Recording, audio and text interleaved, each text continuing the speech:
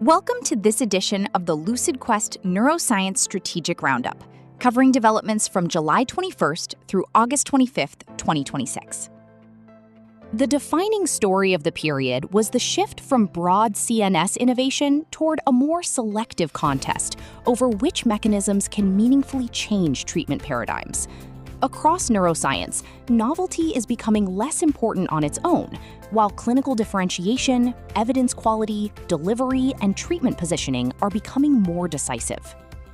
4 themes stood out during this reporting period. The first was the emergence of mechanism-based market segmentation in narcolepsy.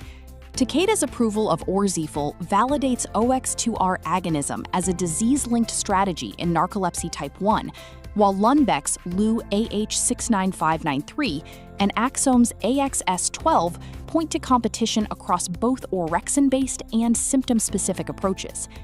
Strategically, this could create a more segmented treatment landscape, shaped by mechanism, symptom profile, and patient need.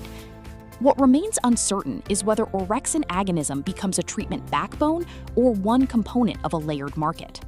A second theme was the rising threshold for differentiation in ADHD and schizophrenia. Symtrio's approval in ADHD, continued development of solramfetol, and emerging muscarinic and other approaches in schizophrenia are widening pharmacological choice. But as mechanistic diversity increases, novelty becomes a weaker competitive claim. Developers increasingly need to demonstrate practical advantages in efficacy, tolerability, convenience, functional outcomes, or patient selection. The key question is which mechanisms can establish a sufficiently clear treatment role to change prescribing behavior. The third theme was the growing strategic importance of CNS delivery.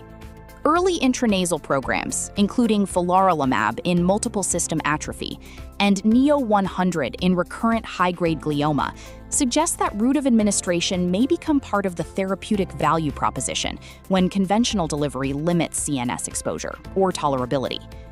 Biomarkers may help establish early biological activity, but the evidence remains preliminary. Larger datasets will be needed to determine whether these approaches translate into reproducible clinical benefit. The fourth theme was regulatory evidence increasingly separating promising science from viable late-stage programs. The negative FDA Advisory Committee vote on Deramiocel and MapLight's portfolio prioritization both reinforce the importance of indication selection, endpoint relevance, and disciplined evidence generation. Unmet need can accelerate development interest, but it does not remove the requirement for persuasive clinical evidence. Regulatory tolerance for directionally positive but incomplete datasets remains important to watch. Looking ahead, we will be watching early positioning of Orzifil and how competing narcolepsy mechanisms fit into treatment algorithms.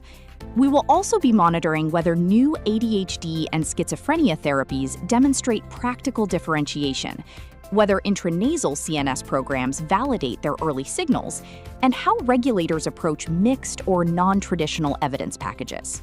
The key takeaway is that neuroscience competition is increasingly shifting from mechanism discovery to strategic differentiation. Future market positioning will depend on whether mechanism, evidence, delivery, and clinical utility combine to create a clear and defensible role in treatment. Thank you for joining this edition of the LucidQuest Strategic Roundup. For more healthcare market intelligence and strategic analysis, visit www.